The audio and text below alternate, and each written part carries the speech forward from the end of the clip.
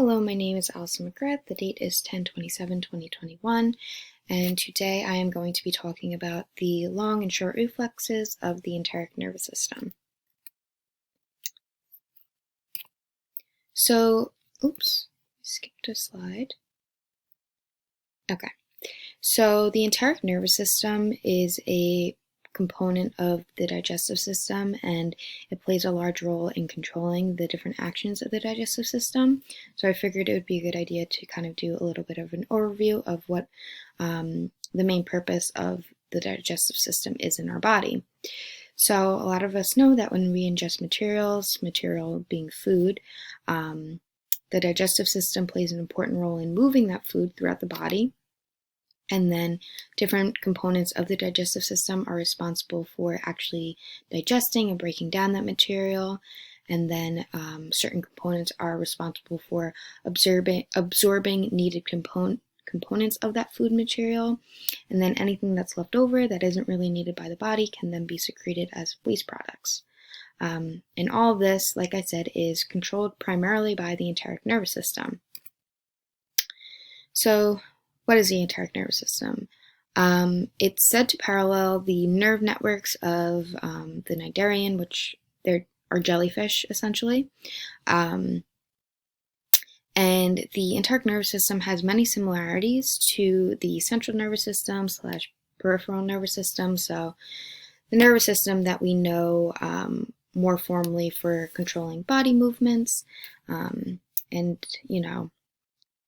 different responses within our body. So some of the similarities are that both the enteric and CNS / PNS nervous systems have intrinsic and extrinsic neurons. Those are pretty important, and I'll get to them a little bit more in depth in the next slide. Both have neurotransmitters / neuromodulators. So I listed some important ones of the digestive system or the enteric nervous system, being serotonin, vasoactive intestinal peptide, and nitric oxide. Both systems have glial support cells. Both have diffusion barriers, so the diffusion barrier that's seen in the enteric nervous system can be analogous to the blood-brain barrier that we see in the central nervous system. And then both have integrating centers. So the integrating center within the enteric nervous system of the digestive system can be said to be analogous to the spinal cord. So as I mentioned earlier, there are intrinsic and extrinsic neurons of the enteric nervous system. And these are really important for controlling those short and long reflexes that this presentation is primarily about. So intrinsic neurons allow the enteric nervous system to work completely independently of the central nervous system. So that kind of explains the name, intrinsically, meaning the reflexes occur within the gut wall.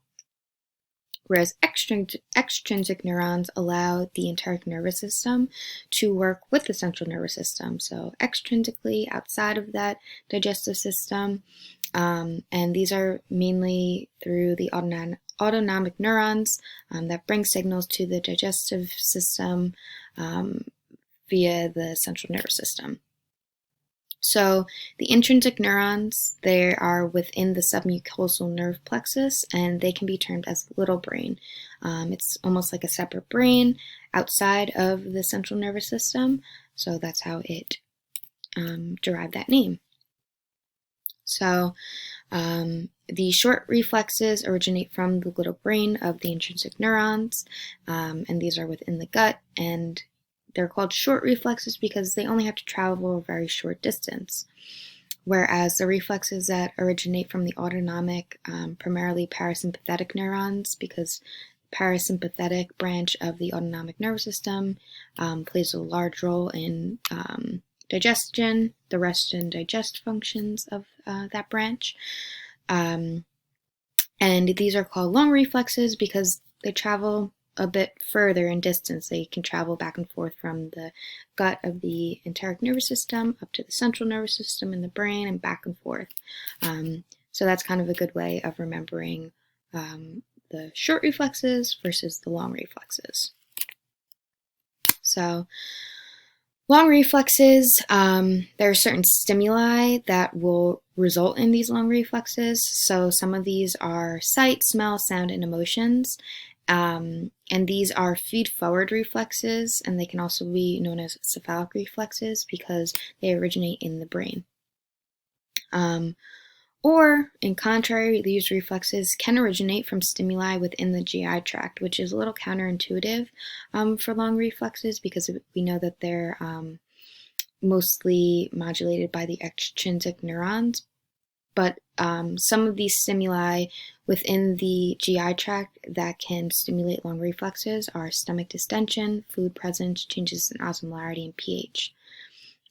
Although these stimuli can originate within the gut, it doesn't really matter the origin of stimuli. They are always integrated into the CNS in long reflexes.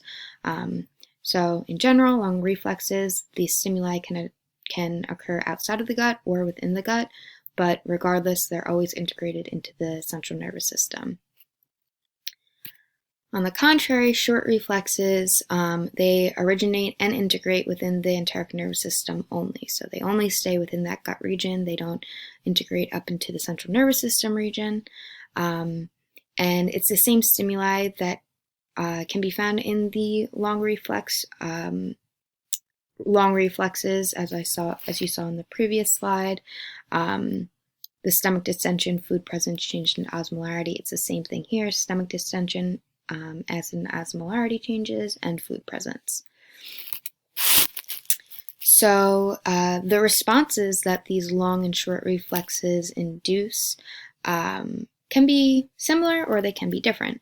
So both long and short reflexes can act on smooth muscles and exocrine cells to produce changes in GI motility.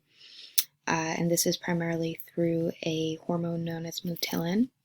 And additionally, release of bile, pancreatic, and stomach secretions, and these can be through gastrin and secretin, and then additionally enzymatic, acid, and bicarbonate synthesis and release. So both long and short reflexes can play a role in inducing those changes. However, only long reflexes can act on the brain and the pancreas to influence hunger and satiety, release of insulin, and uptake of glucagon. However, the short reflexes must first initiate the stomach and small intestine to secrete GI peptides and hormones, primarily CCK, secretin, GIP, GLP-1. There's a variety of them, which then target the brain and the pancreas. So it's kind of a two-step mechanism. The short reflex will, like I said, initiate stomach and small intestine to secrete different GI peptides, which then can travel up through the blood-brain barrier and have a long tissue response from the brain, on the brain and the pancreas. So this is just a general overview of the different long and short reflexes. Kind of the stimuli that control them, the different integration centers, the different target cells, the different output signals. So it's just a really great schematic to show how they're all interconnected with each other. So that is really all I have for this overview of the long and short reflexes of the enteric nervous system. I've also created a worksheet, which I will include in the submission box, which deals with this schematic right here and labeling it, as well as a little bit more of an in-depth look of the different GI hormones that were mentioned here, such as motilin, gastrin, secretin, CCK, GIP, GLP-1, and kind of their roles within the body and within the digestive system. All right, thank you very much.